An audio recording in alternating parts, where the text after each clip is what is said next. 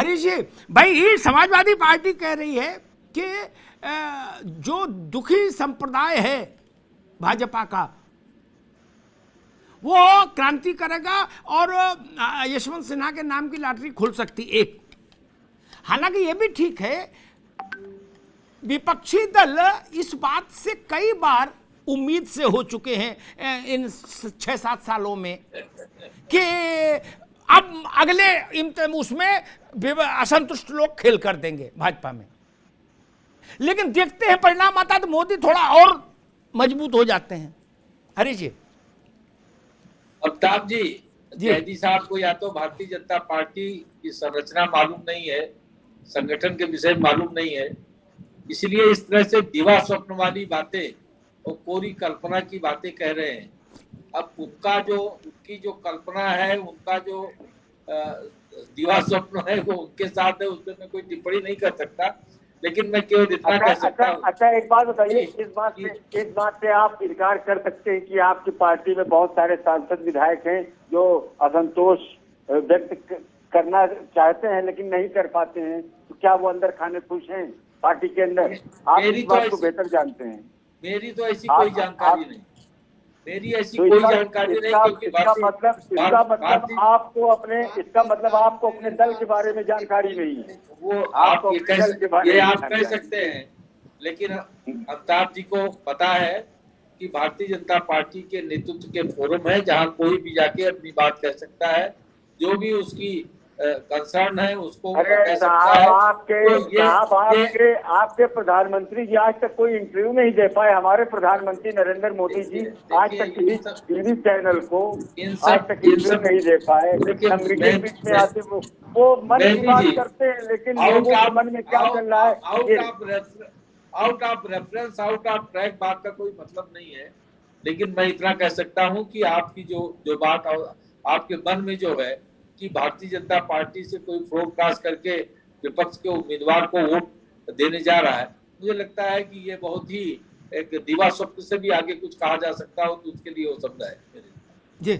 और दूसरी चीज, उम्मीदवार के लड़के हैं, आपकी पार्टी के सांसद हैं, जो हमको सूचना मिल रही है वो देंगे को।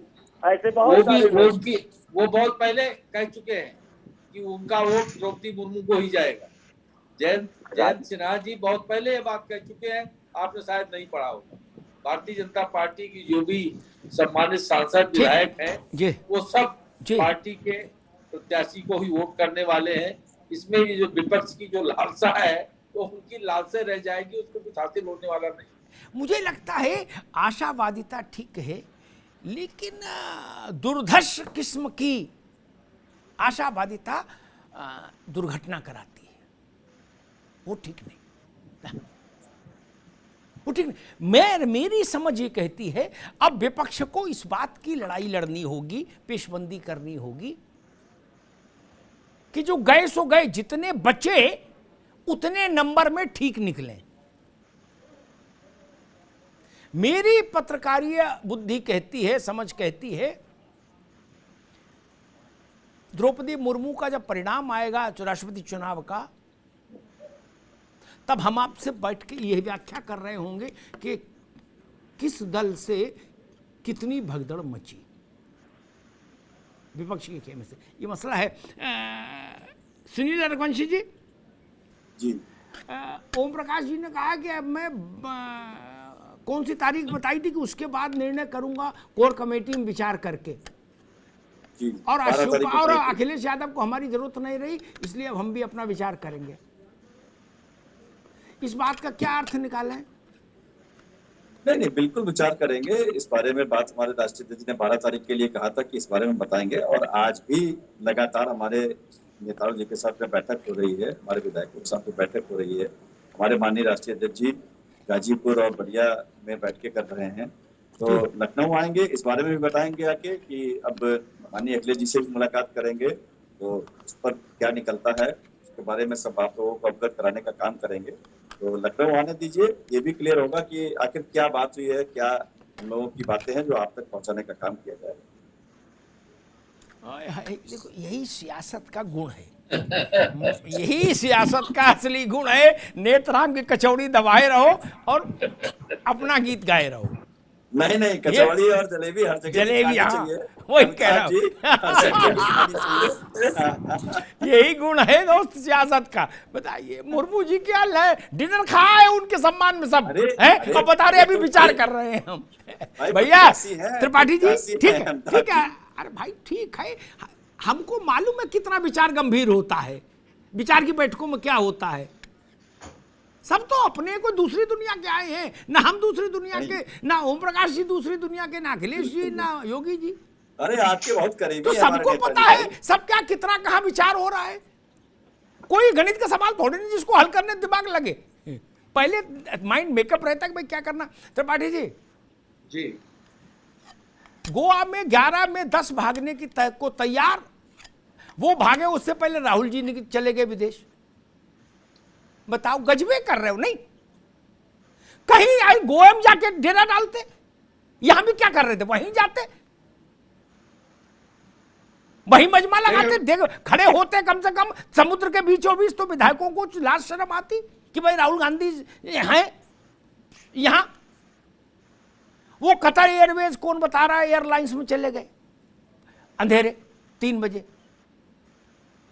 नहीं, ऐसा नहीं है अमिताभ जी कि कांग्रेस पार्टी में राहुल गांधी जी अभी हमारे नेता हैं और नेतृत्व उनका है, लेकिन राष्ट्रीय अध्यक्ष सोनिया जी हैं और वहां पे सोनिया जी तो नहीं जाएंगी ना, अब उनकी तबीयत तो स्वास्थ्य उस ढंग का नहीं है ना मित्र। जब लड़के बड़े हो जाते हैं तो आप ये अपेक्षा करते हो, बोलो काका बाहर लेटे तो है खाट में, अरे काका खाट पे लेटे हैं, काका क्या करेंगे? लड़का बड़ा हो जाता है तो लड़के को जिम्मेदारी दी जाती है। हमने पंजाब में यही सुना, एग्जैक्ट शब्द यही थे। अमिताभ जी बिल्कुल निश्चिंत रहिए, शीर्ष नेतृत्व ने संज्ञान ले लिया है। शीर्ष नेतृत्व का संज्ञान लेने का मतलब ऐसा होता है जैसे शुक्राचार्य ने संजीवनी दे दी हो किसी को। अरे नेतृत्व तो क्या है भाई, कितना भी संज्ञान लेते रहो उससे क्या फर्क पड़ा, जमीन पर जो होना था हो गया, गई भैंस पानी में। अमरिंदर भी गए, चन्नी भी गए, डूब गई कश्ती। हमने मध्य प्रदेश में भी ये सुना अमिताभ जी, कोई भाजपा का दुष्प्रचार है, आला कमान ने संज्ञान ले लिया है। ऐसा लगता है कि आला कमान संज्ञान ले लिया है, ऐसे कहा जाता है कि लगता है कि ब्रह्मास्त्र निकाल लिया है अब आला कमान ने। हुआ क्या, कमलनाथ जी की सरकार चली गई। तो मालिक, पुराने उदाहरण देख के अंदाज लगेगा ना कि आप कहीं बात पर कितना वजन है। हमें ओम प्रकाश राजभर इसीलिए ठीक लगता है, कम से कम उनकी पार्टी छोटी है बड़ी है छोड़ो, जूझ तो रहे हैं, जूझ तो रहे हैं। लंदन और कतर और कतर तो नहीं जाते, लखनऊ से लेके और गाजीपुर बलिया तक इतने तक रहते हैं। राजनीति तो ऐसे होगी मित्र। ए के मिश्रा जी, वही मसला बार बार आपका मकान आक्रमण का शिकार हो रहा है, और जो मालिक मकान है वो गंभीर नहीं, या तो उसको ये पता है कि मैं रोक नहीं सकता इसलिए मौके से दूर रहूं। एक ये भी भाव होता है कि भाई जब मैं रोक ही नहीं सकता तो मौके पर जाके अपमानित क्यों हो। देखिए अमिताभ जी, आपने 2 बड़े लाइव एग्जाम्पल दिए कि राष्ट्रपति का क्या महत्व है। मैं भी यही चीज अपने मित्रों को याद दिला रहा था, लेकिन इससे कमजोर और हताश पैनल अपने डिबेट की जिंदगी में मैंने नहीं देखा। ये मानने को तैयार नहीं है, ये बोल रहे हैं कि राष्ट्रपति का कोई मतलब नहीं, हम तो लॉ प्रैक्टिसिंग लॉ ऑफिसर हैं, हमने कानून की पढ़ाई पढ़ी है। और आपके चैनल पे मैं बोल रहा हूं, इसको रिकॉर्ड कर लीजिएगा और कुछ दिनों के बाद दिखाइएगा। ये चुनाव जब हो जाएगा ना और द्रौपदी मुर्मू जी राष्ट्रपति बन जाएंगी, एक एक दिन विपक्ष के लोगों की नींदें हराम हो जाएंगी जब बीजेपी एक्शन में आएंगी। अभी से तैयारी कर लीजिए। और ये लोग ऐसा इसलिए बोल रहे हैं मेरे विपक्ष के मित्र, क्योंकि इनका फोकस तो ये है कि पार्टी के अध्यक्ष हम बन जाए, कोई और ना बने। अब फलाने आदमी पार्टी का अध्यक्ष बन जाए, तो ये लोग अब बाहर के चुनाव पे फोकस नहीं होता है, इनका फोकस ये होता है कि पार्टी में आंतरिक रूप से अध्यक्ष कौन बनेगा, प्रदेश अध्यक्ष कौन बनेगा, वहीं तक ये लोग सिमट गए हैं अपनी लंगोट बचाने तक। जिन प्रवक्ताओं को ये महत्व नहीं समझ में आ रहा है कि भारतीय राजनीति में, संविधान में राष्ट्रपति का क्या महत्व है, इतने हल्के फुल्के सिरे से नकार दे रहे हैं कि इनका तो कोई महत्व ही नहीं है, तो इसलिए चुनाव का कोई महत्व नहीं है, होने दीजिए। तो ठीक है, होने दीजिए चुनाव, और कुछ दिनों के बाद जब रिजल्ट आएंगे और आपकी हर दिन की नींदों की हराम होगी और सड़क पे जब आप उतरेंगे। जी त्रिपाठी जी कुछ कहना चाह रहे हैं, त्रिपाठी जी। जी जी अमिताभ जी, मैं कहना चाह रहा हूँ के मिश्रा साहब जो कह रहे हैं वो स्वयं अपनी व्याख्या गलत कर रहे हैं। किसी भी प्रवक्ता ने ये नहीं बोला है। मिश्रा जी को छोड़िए सर, अगर आप खुश हैं कि ए.के. मिश्रा को क्रिटिसाइज करके आप राष्ट्रपति चुनाव जीत लेंगे तो जीत लीजिए।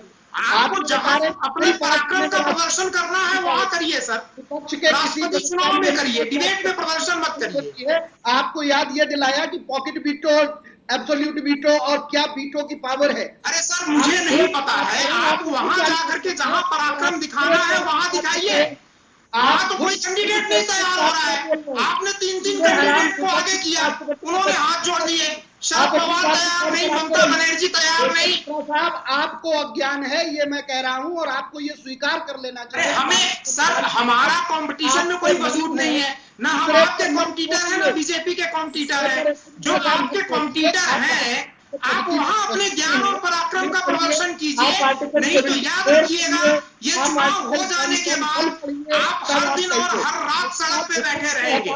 मेरी ये बात मान के चलिए, इतने हल्के में राष्ट्रपति चुनाव को मत लीजिएगा। आप भाजपा के प्रवक्ता बन के बोल रहे हैं तो कुछ भी बोलते रहिए के मिश्रा साहब, लेकिन मैं आपको बता दूं कि अगर जो राजनीतिक विश्लेषक हैं तो आपको पता होना चाहिए कि राष्ट्रपति पद की क्या भूमिका है। राष्ट्रपति विपक्ष को सोने नहीं देगा, विपक्ष की नींदें हराम हो जाएंगी। ये आपकी राष्ट्रीय बीजेपी नहीं सुन। ठीक है सर, चलिए आप एक काम करिए, आप राष्ट्रपति पद के उम्मीदवारी में चयन में भाग ही मत लीजिए, होने दीजिए। मैं तो केवल ये बता रहा था सर्वोच्च पद होता है भारत में, संवैधानिक और उसके बहुत सारे अधिकार होते हैं, इतने विशेषाधिकार उसके होते हैं कि आप उनसे बाहर नहीं जा सकते हैं। निश्चित तौर पर यशवंत सिन्हा साहब अभी भी लड़ाई में हैं और यशवंत ठीक है, एक मिश्रा जी ठीक है।